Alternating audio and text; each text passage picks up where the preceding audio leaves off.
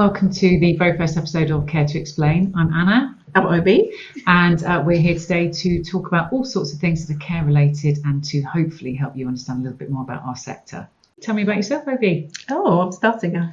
Okay, so I am the founder of the HSCT portal, and I am very excited to be building something that's going to be really beneficial for the sector.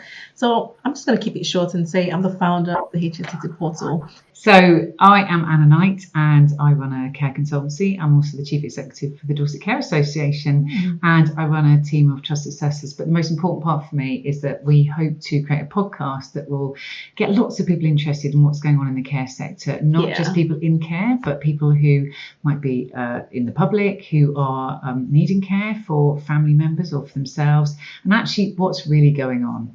So Oby, what are your hopes and aims? What do you want to get out of this? What does the future hold for Care to Explain? Oh, okay. So the future, I don't know, but what I hope we would do is to support providers, because I work a lot with providers and I see the struggles. So I hope we would be able to create a space where they could use the information we provide to them to produce better outcome.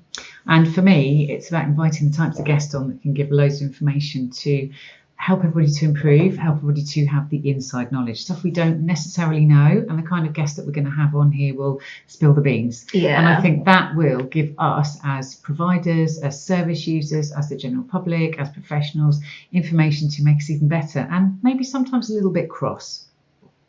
Agreed. Okay, right. Where can our guests find us then? Facebook, LinkedIn and TikTok. And if you want to go to Insta, you can find us on Care with the number 2 Explain. If you want to download any of our podcasts, you can go to Spotify and you can go to YouTube and download and listen away. Okay, so with me, I have a long career. I'm actually very old. So I have worked in a variety of industries and that has really led me through to the place that I'm at now. So I have worked with the NHS, I've worked as a commissioner, I've worked in housing and I've also worked in HR. So I'm in a place where I feel that I've got the knowledge and the ability to understand all of the different areas that impact upon care.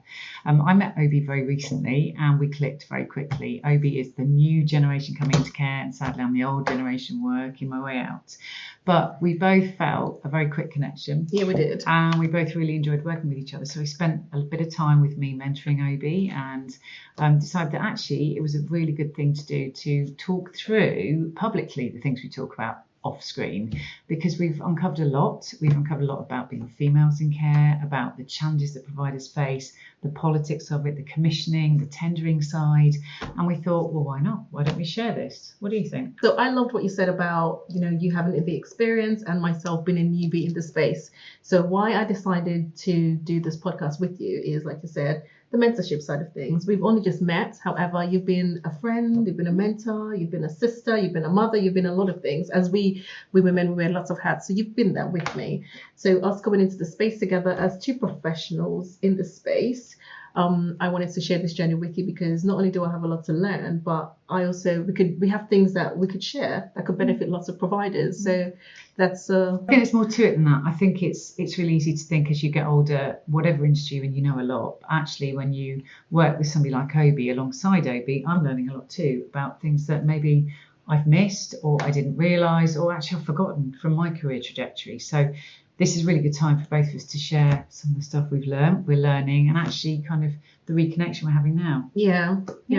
And with regards to my career journey, I actually started off in beauty, and I only joined the care industry since 2017. So I'm a newbie in comparison. However, there's been lots of similarities between the beauty and the care in that it's people focused. And if you love working with people, then you have a heart for care. So I write tenders and I have been for the past since 2017 and I'm pretty good at it and it's what I do. So that's I think one of the things we should share is we both really like writing tenders, which makes us quite nerdy, but the difference is that actually I'm really good fun when I write a tender and you're so serious. So if you were to talk about Oby and I'm the fun one and you're very serious, but actually you're becoming less serious, which is quite exciting to see. So I was in a conversation with Dudley, who is the co-chair of LCAS, which is the London Care Association, and they had a session at the care show, and you were a speaker. Yeah.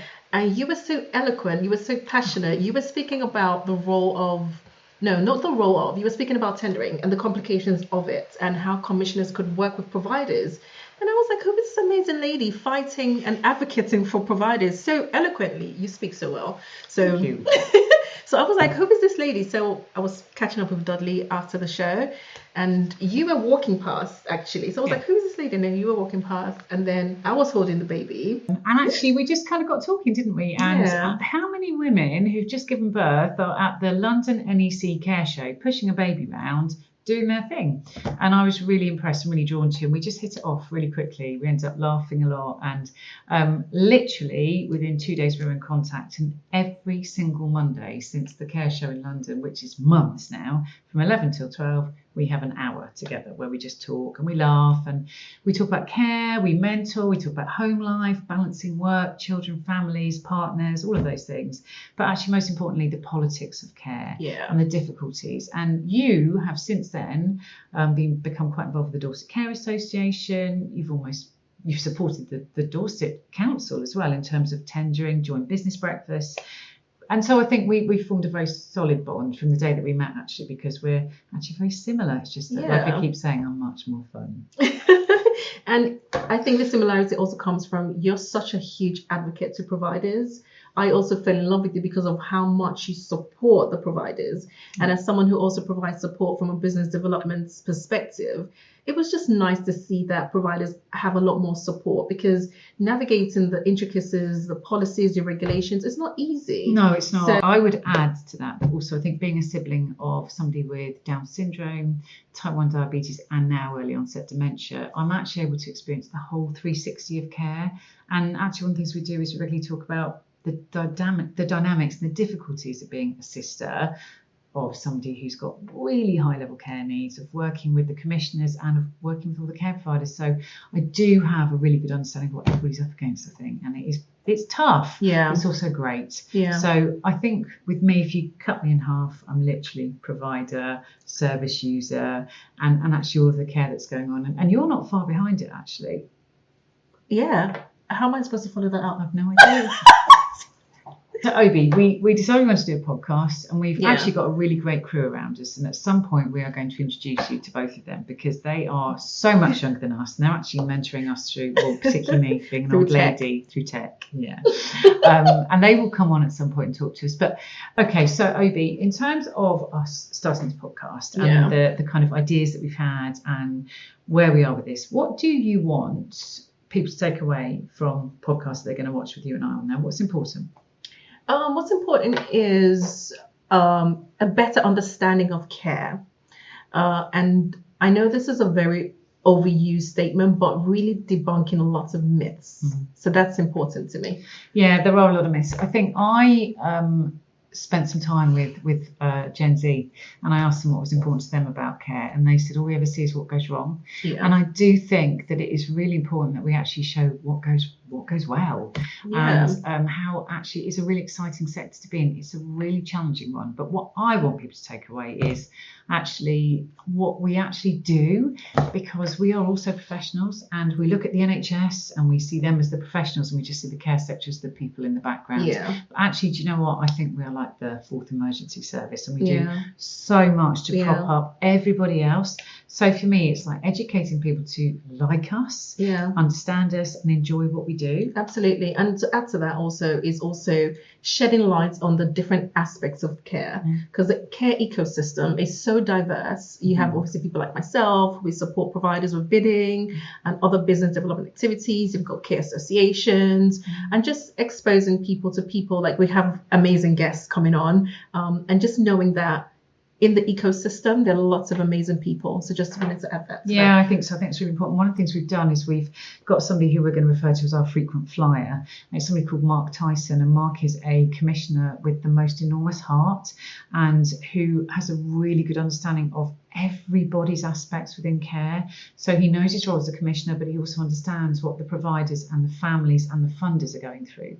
So we're going to be bringing Mark in and out of our programs, aren't we? Because we want his take on it. Because there will be times when he does not agree with what we say. So we want to see lots of different challenges. Us being challenged, us challenging him. And we will be challenging our guests. And there will be some uncomfortable conversations. And there'll be some difficult conversations, some emotional conversations, and in particular, one of our guests who's going to be joining us in the future, I think it's unlikely that either of us will not have a sob, because I think we need to share how we're evolving as a country, with the lack of funds that we have, with the needs that are increasing all the time. Yeah, absolutely. And I especially love our frequent flyer because, like you said, just to add to that, he understands the whole ecosystem. So how not just the individual parties, but how they work with each other and what they could do better. Yeah. And I don't think the care sector has that, because if every party understands who they need to approach, what they need to do better, and how they could work together, then we would have better outcomes. Well, I think the bottom line is it's about collaboration. Yeah. And we're not very good at collaboration, and that's why we're here collaborating, because we want to bring in people who are pushing for the very best. And we might bring in a few disruptors, actually, because care needs to be disrupted, politics need to be disrupted, and we as humans need to be disrupted. So I think probably we are slightly disruptive, and we are. I'm the bigger disruptor. I would say you're a disruptor. But I'm training you to be a huge one. Yes. So I'm a disruptor in training. Yeah. So I think we want you to, all of you, to kind of sit back and watch what's going on out there and how we can all improve on it. So I've had a really interesting phone call today, and I need to be a bit cautious about how I explain it, but I had a call from a young person who is a specialist in challenge behaviour and forensics, basically, and he is looking at setting up his own business, and that is tough, and he has asked me to mentor him through it. He's asked me to work with the CQC registration, the process, and he's really nervous about it, but you know what, I just think how fantastic that somebody who's not even 30 is excited about coming into the care sector, using their skills, which they've learned from the NHS, and they've manoeuvred across, they've been in operations, and taking that call today, because it's tough right now, made me feel excited and positive and ready to push somebody forward.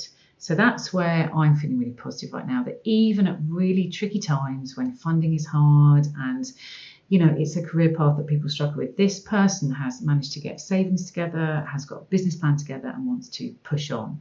So that's really positive for me. What about you?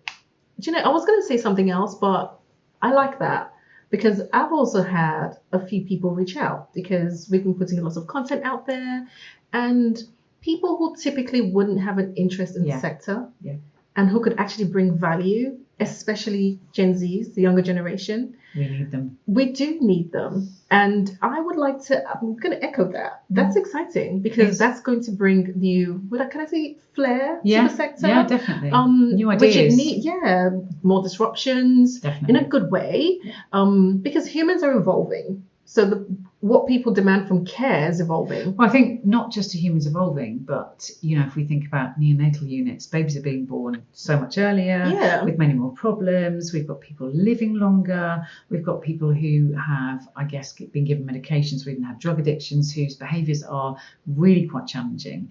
And I think the pressure to provide the best possible care is huge, and we do need to keep introducing new individuals to the market who can continue to set high levels of care. So that's really important to me, and I'm really glad we both feel like that. Yeah. In terms of the challenges right now for the care sector, what are they to you? I know what mine are, but how do you see yours? What do you think, this is tough right now? Yeah, I would say it's the fragmentation. Yeah. And I would say I work primarily in public procurement bidding. And the language, the archaic nature of it, lots of things are quite redundant. So I would say that's what's quite confusing, because the translation between what's required from public procurement, the frameworks, and I'm going to push you here. Okay. So if I'm from the general public, what is public procurement? What's that about? Tell me. It's the way government buys and sells services. In short, it's a lot more complicated than that, but that's the simplest way to explain it. Basically, it's the government and local authorities purchasing care packages for people who need them. Yeah, exactly. So that process is public procurement. Yeah, so I do think I agree with you, but I also think for me, the biggest issue, and if there's anything that I could do on here, is to say, come and dip your toe in the water and see if you could work in care. Yeah. It is so good, and people just they're not attracted to it. And we need more people to join this sector and deliver really high quality work and commitment, and it just doesn't have to be care. There's so many roles within care. Absolutely. I think fees and funding right now, the government just don't get how much we need, and that in turn means that the public think that we are just profit-making, money-grabbing individuals, and we're so not. One of the things we really need to do is to really myth bust on that. Yeah. And I think finally, just going back to people live longer, and so we need to be able to give them the care that they need. If you think about how hard individuals work to give us, my age group, your age group, the very best, we need to give them the very best at the end of their lives. So that's really important to me. Okay, so I am really pleased that we're going to be moving forward with this, and I'm really grateful to people who might be tuning in and want to listen. Hopefully over time you'll begin to realise that I am really the funny one, she's the serious one, but we are super passionate about care and we want to share our knowledge and other people's knowledge with you. So thank you for listening to us. Keep following us, give us tips, advice, guidance. What do we do well? What don't we do well? What am I really good at? What's she rubbish at? That kind of thing. What do you think? I think... Yeah, I agree with everything you said. So I'm just excited to hear people's feedback. This is obviously new to both of us, so we don't know how it's going to be. It's going to be great. But it's going to be great. It's going to be great because we're having people on here who bring value. Well, also, we're going to make care look really sexy. How about that? Yeah, how about that? How about that? Sexy. Yeah, Look at us. Look at you. Look at me. Look at you. But no, join us. We want you to. We want you to be a part of this journey. Yeah. And we really want you to learn more about care. So the people who know about care, who do provide care, who are good at care, you got this. Yeah. But the people who are thinking about coming into our industry, people who are thinking of leaving the industry, don't. And actually people who maybe in the background just want to learn a bit more, please join us for this journey because we think it could be quite exciting. So hold on tight.